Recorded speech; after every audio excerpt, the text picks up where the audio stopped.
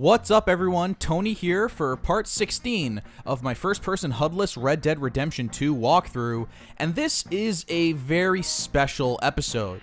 Today we take a look at one of the shorter missions in the game, Moneylending and Other Sins 3. Since it's so short, I was originally going to attach this one to another video featuring a more meaty mission, but in the end I decided I wanted to keep this one separate. Upon replaying Red Dead Redemption 2, this mission ends up being one of the most important missions in the entire game, story-wise, so I ended up having a lot to say about it here, and I think it actually works best as its own separate video. If you're watching these commentary videos and haven't finished Red Dead Redemption 2 at least once already, I recommend skipping this one specifically, since I'll be talking about events from later on in the story. With all that said, please enjoy Moneylending and Other Sins 3. Alright everyone. This is a big one. Moneylending and Other Sins number 3.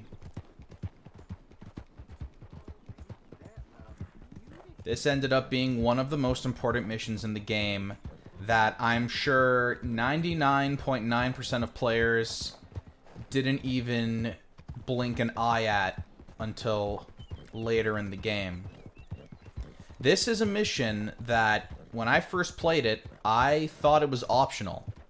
I thought it was just a random thing you could do to kind of bond with certain members of the camp and Dutch's gang. I didn't know if we had to do this one. I was just doing it because it was a thing to do, really. Now that I'm replaying the game, this mission takes on quite a different meaning.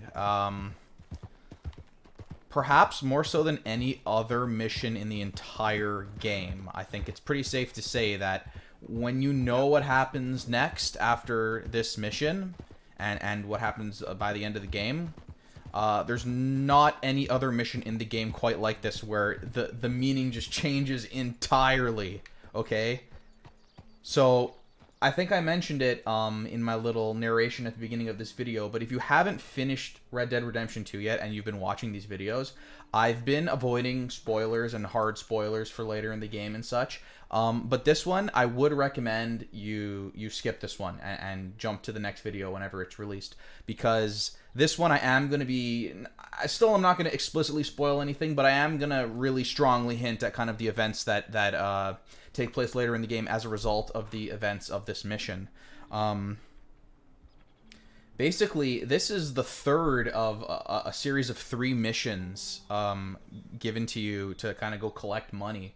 And at first, it really does kind of just seem like some random, unimportant early game mission that you just kind of do for some quick cash, and you're still kind of learning the ropes of the game, and everything's still so new. You're still coming across new systems that this game has to offer, and it really just feels like such a nothing mission, which is why I'm kind of so amazed by it now as I return back to it for the second time.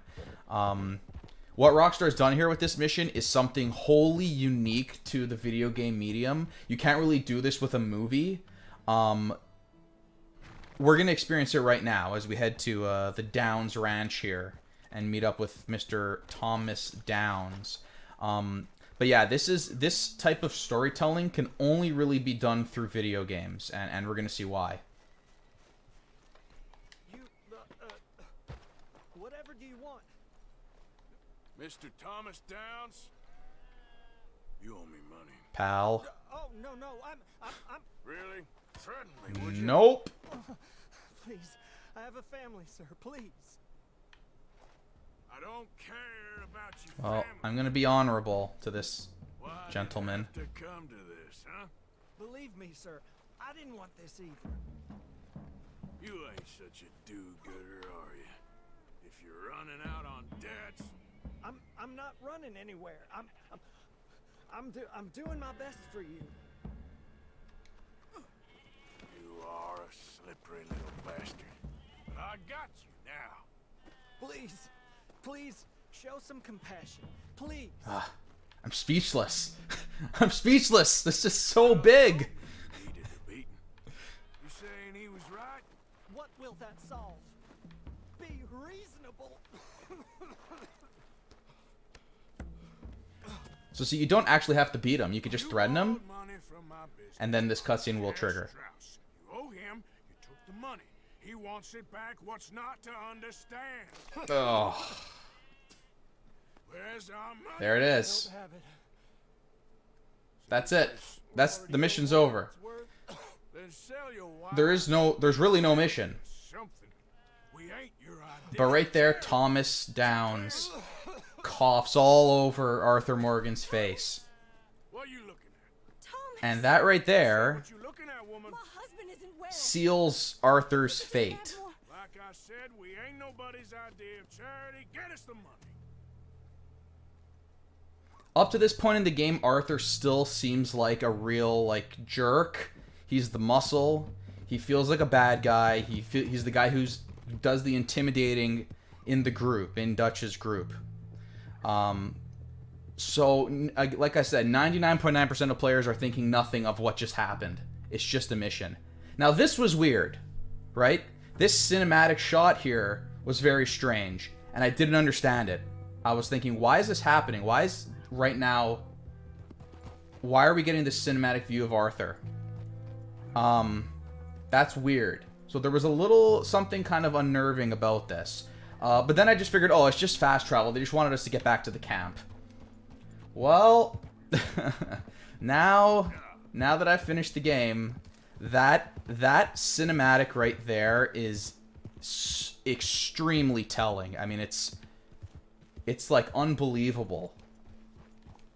And that's some of that storytelling I was talking about that Rockstar have become like masters of.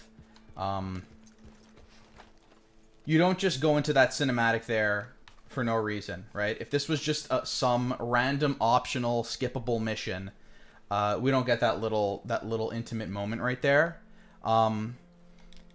So I actually finished Money Lending and Other Sins number 3 a couple of days ago, it would be by now. I haven't done number 2. Now the reason for that is number 2 is a completely optional mission. Number 3, obviously, as we just did, is unskippable.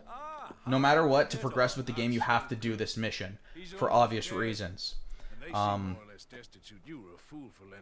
see how this cutscene finishes. Don't seem so interested in my propositions. Of course.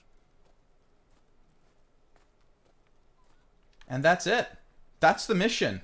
That's Money Lending and Other Sins 3. Possibly the most discreet, like, major mission that I've maybe ever seen in a Rockstar game, maybe even just in a video game in general. And that's the reason why I wanted to do this video separately from everything else. I was originally going to just kind of do this and then jump into another mission because that was a nothing mission. I mean, nothing happened. I held LT and engaged with a character, and that was the mission. But obviously this is so much more than that. This is so key to the entire story, and knowing what happens next makes the impact so much stronger. So as I was saying, 2, Money Lending and Other Sins 2 is skippable. And by doing that, Rockstar disguises this story beat, I guess, so well. Because you feel like it's nothing just happened. You feel like it's so unimportant. And when that time later in the game comes where you have that aha moment and you realize that Arthur is sick, how did this happen? And you flash back to this mission where it happened. It's like I've never seen that in a game before. That's that type of storytelling where my mind was blown, and my mind is blown even just replaying it and seeing how all the gears turning kinda of how they pulled this off. I can't believe it, and I just, it's unbelievable. It really is, and I can't praise this mission enough for just how well Rockstar uses the video game medium to tell this story. It was so amazing, and it's crazy. It's a filler. It felt like a filler mission. First time through, you feel like this is an optional mission, and yet, my friends, everything changes from here on. Chapter 2, one of the first 20 or so missions in the game, everything changes. Whew. If it wasn't already the case, the tone of this replay just changed dramatically thanks to the events that just transpired. Our friend Arthur Morgan will never be the same. Join me next time as we tackle 4 consecutive missions in one in Part 17.